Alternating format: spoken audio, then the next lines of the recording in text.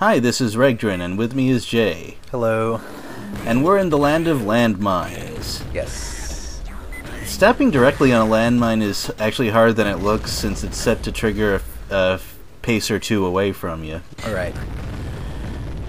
And this is an interesting change after the previous couple of levels, because we were dealing with all sorts of mystical, ancient locations, and now we're back in a city again. Good to be in the city, yeah. Good to be back. It does. Although there are some relatively new kinds of enemies. We've seen them all before, of course, right. But they definitely weren't in level 1. And the start of this level, I'm not a huge fan of it, because from gearless start, you have to take a sword to some advanced thugs with grenade launchers, which is not my favorite thing. I think most levels are a little better designed than that. Right. And this gunfight is kind of delicate, partially because that can happen. Yeah.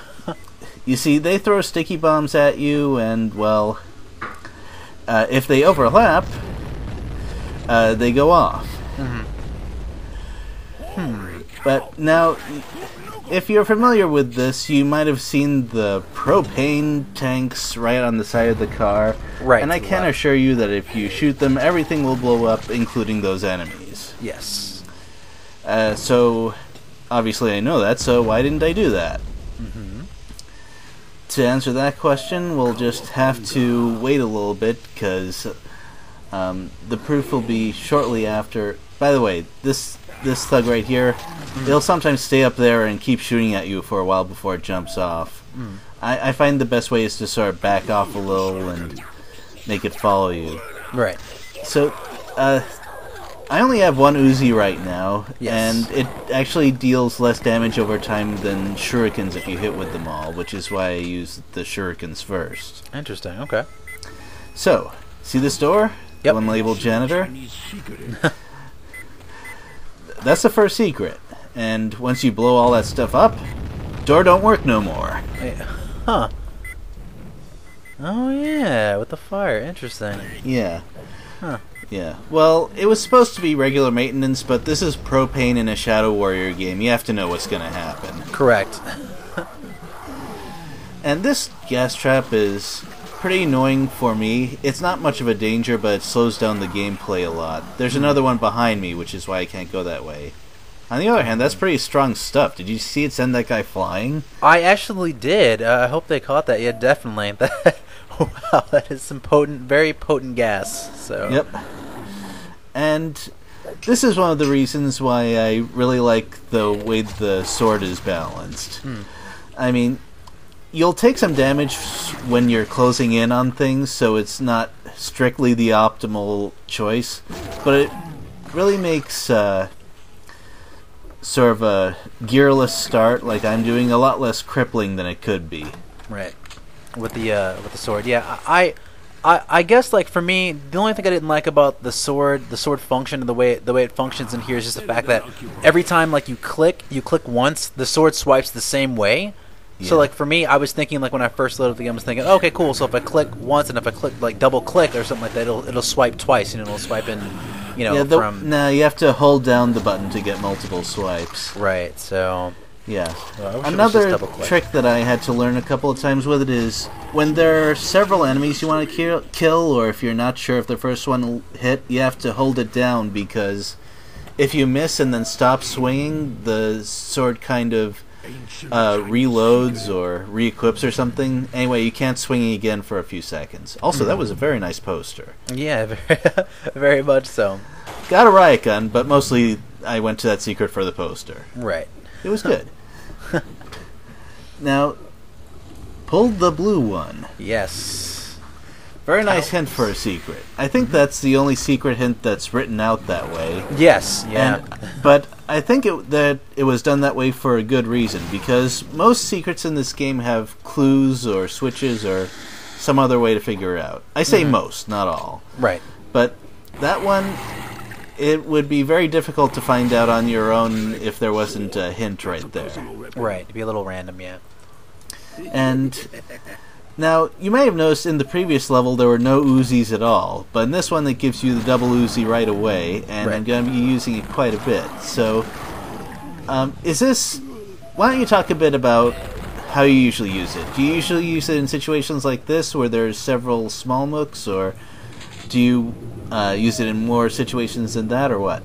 I definitely use it when there are those type of enemies, like the small grunts. Not really the rocket launcher guys, but just the small grunts with the Uzis, or the female ninjas.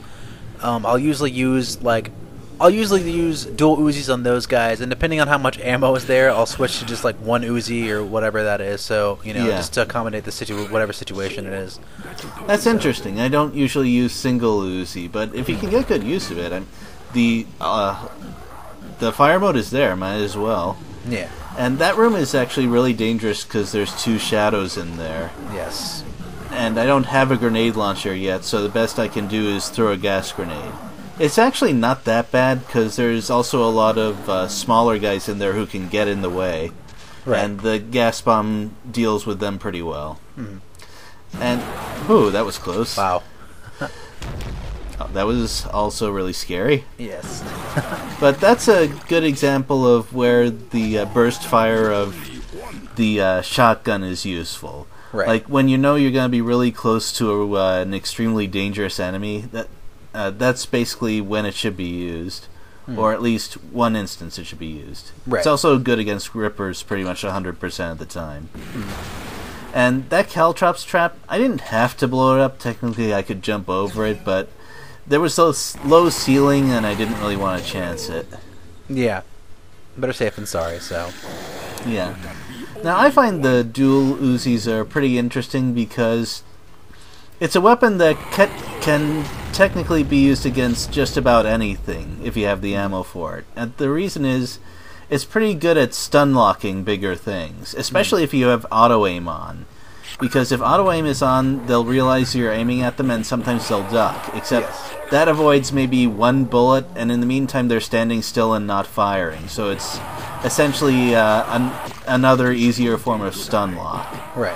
The only problem is that when you use it on the bigger guys like the rocket ones, you tend to use up a lot of ammo. It's worth it sometimes, though. Yeah. Not gonna deny that. Definitely. Especially when you have auto aim on. Very versatile weapon. I kind of like that idea. Though it's certainly not unknown in these games. But it's not a sniper weapon. I'd say it's about the same range as the single burst shotgun mode. Would you say that's about right? Yeah. I'd say about the single burst riot gun. Yeah. So. Yeah. Now this is where I first used the goggles. Huh. They're actually quite nice because they highlight enemies just like in Duke Nukem. The only problem is there aren't that many poorly lit areas full of enemies. Correct, but this is one of them. It is, yeah. This construction site area is just like a rave scene gone bad. I don't know why you'd ever hold a dance rave in a construction area, but so we're blowing up all kinds of parts of this power plant, and by the look of it, it might be a nuclear power plant, which makes that water really healthy to dive into, doesn't it? Oh, I didn't even stop and think about that. That's pretty terrible for Mr. Lo Wang's Wang. So definitely, he's too manly to suffer from radiation. yes, very much so. Yeah, and this is a very nice secret because there aren't many signs that it's there, but it's pretty easy to discover it by accident because there's coolies right next to it. Right. And this is another really dangerous area, which is why I'm glad I can go invisible. Because right outside there's 2 shadow ninjas, guardians, and a whole bunch of other enemies. Wow, that's a lot of bros. In fact, so far I haven't managed to kill everything on one use of invisibility, so the good news is that with this stuff, I can kill most of the important things, especially the shadows. Right. But you have to be kind of careful because past locked sort of great... Oh, excuse me, lady. There's enemies which crouch and fire, and, they can see invisibility for reasons beyond my understanding. Yeah, Very interesting thing you noted about that. The enemies crouching and firing. I don't think we've talked about it before, but that's a very interesting thing for the AI to do, especially the grunt they guys. pretty much count as separate enemies. Yeah. They pretty much have to be flagged to behave like that or not. Yeah. But I kind of like similar enemies having different behaviors. And here's another of my favored railgun sniping positions right here.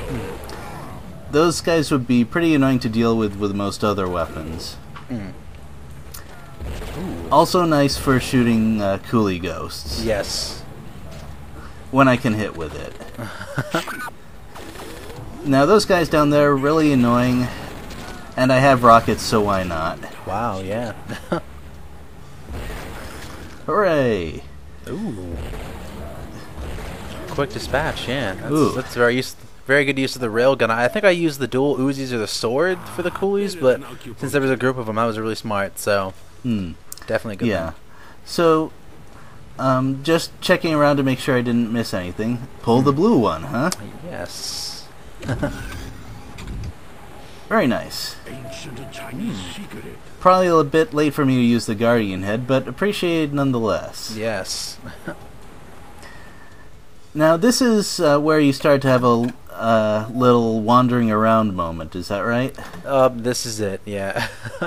Definitely. Had a lot of those with this game, so... So, did you find the repair kit? I did. I wish I could say I found it on my own. But yeah, I did end up finding the repair kit. Everything was cool after that, so... Yeah, it's not too difficult to figure out that, hey, there's a cracked wall, and hey, there's a tank.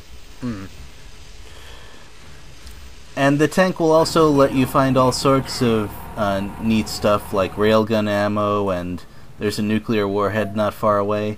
The only problem is that the only enemies left in the level are 2 coolies.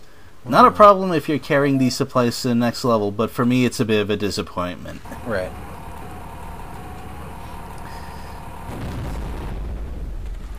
Yep, here we go. Well, why stop at 1? I mean, there's a coolie right there. Yes. Very nice using that. So. I tried to think of a way to use the nuke, but I just couldn't justify using it on 1 coolie right in front of the exit so it would delay the game. Oh, hey, cinema. Oh. Oh, man. Oh, well. Don't fly a plane in the Shadow Warrior verse. Everything explodes. Yes. And that's the end. We'll see you next time. See you guys.